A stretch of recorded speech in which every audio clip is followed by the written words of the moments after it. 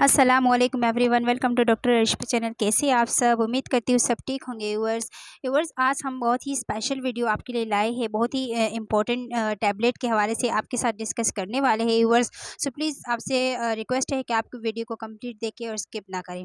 सो इससे पहले अगर आप हमारे चैनल पर न्यू है व्यूअर्स, चैनल को सब्सक्राइब कीजिए, वीडियो को लाइक कीजिए और फ्रेंड्स से भी शेयर किया करें ताकि हमारी हर न्यू वीडियो का नोटिफिकेशन सबसे पहले आपके पास आए। तो चलिए स्टार्ट करते हैं। सबसे पहले जो इस टैबलेट का नाम है वो ग्लैंडीन E2 टैबलेट है व्यूअर्स। विजाइनल टैबलेट कहा जाता है इनको। और इसका जो फार्मूला है व्यूअर्स, डाइनोप्रोस्टोन जो है EUR जो है वो इनका फार्मूला है व्यूअर्स। और सबसे पहले आपको इनकी प्राइस के बारे में बताते चलो तो इनकी जो प्राइस है 1199 यानी 1200 रुपीज़ जो है वो इनकी प्राइस है, जो इजीली आपको स्टोर में मिल जाएगा, किसी भी स्टोर में जहाँ पे मैटरनिटी होम वगैरह हो, जहाँ पे बड़े हॉस्पिटल्स हो, वहाँ पे इस टैबलेट का मिल जाता है व्यूअर्स ये टैबलेट। अच्छा, तो डाइनोप्रोस्टोन ये टैबलेट, ये दवा किस चीज़ के लिए तजवीज़ की जाती है? व्यूअर्स, इस दवा को विजाइनल में जेल के ज़रिए इंसर्ट किया जाता है व्यूअर्स। इस टैबलेट को सर्विक्स सॉफ्ट करने के लिए यूज़ की जाती है ताकि बच्चे की पैदाइश में आसानी हो।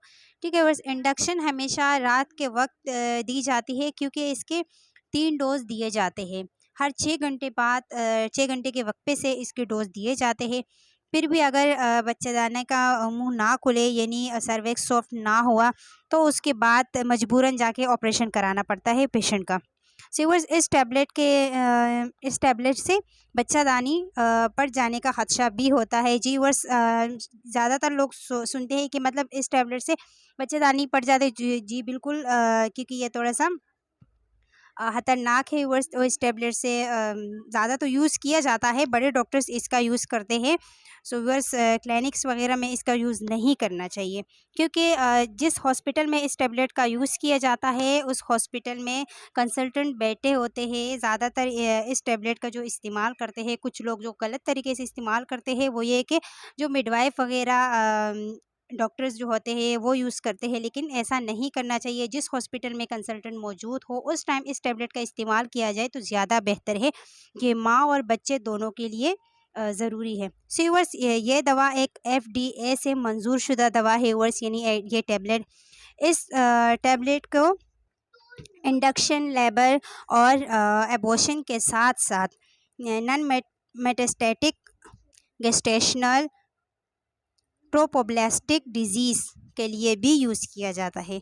ठीक है व्यूअर्स, तो आते हैं इनके कुछ इम्पोर्टेंट साइड इफ़ेक्ट के हवाले से जो मोस्ट इम्पॉर्टेंट है। जो नॉर्मल है, सबसे पहले नॉर्मल डिजीज़, जो नॉर्मल साइड इफ़ेक्ट है वो आपके साथ शेयर करूँगी व्यूअर्स। जो नॉर्मल है व्यूअर्स वो आपसे stomach, vomiting, diarrhoea, dizziness, flushing of the skin and headache, fever वगैरह। जो नॉर्मल व्यूअर्स, जो कॉमन है साइड इफ़ेक्ट वो आपके साथ शेयर किए। अब जो मोस्ट इम्पॉर्टेंट है वो गौर से सुनिएगा व्यूअर्स। सबसे पहले है व्यूअर्स अनप्लेजेंट वेजाइनल डिस्चार्ज। दूसरे नंबर पे है व्यूअर्स कंटिन्यू फीवर रहता है व्यूअर्स इस टैबलेट को लगाने के बाद। चिल्स एंड शिवरिंग होता है viewers. Increase in vaginal bleeding, chest pain and tightness, skin rashes, difficulty breathing यानी सांस लेने में बहुत तकलीफ़ होती है पेशेंट को। Usual swelling of the face. ठीक है व्यूअर्स, तो फेस के ऊपर जो स्वेलिंग है वो नज़र आने लगती है। जो मोस्ट इम्पॉर्टेंट साइड इफ़ेक्ट है वो भी आपके साथ शेयर किया है। व्यूअर्स, उम्मीद करती हूँ वीडियो अच्छी लगी। व्यूअर्स, वीडियो अच्छी लगी तो लाइक करें, चैनल को सब्सक्राइब करें, बेल आइकन पर भी प्रेस करें। अपना बहुत ख्याल रखिएगा। मिलते हैं नई इन्फॉर्मेशन के साथ। इस हवाले से अगर आपने कोई भी क्वेश्चन पूछना है तो आप मुझे कमेंट्स करके पूछ सकते हैं। अपना बहुत ख्याल रखिएगा। अल्लाह हाफिज़।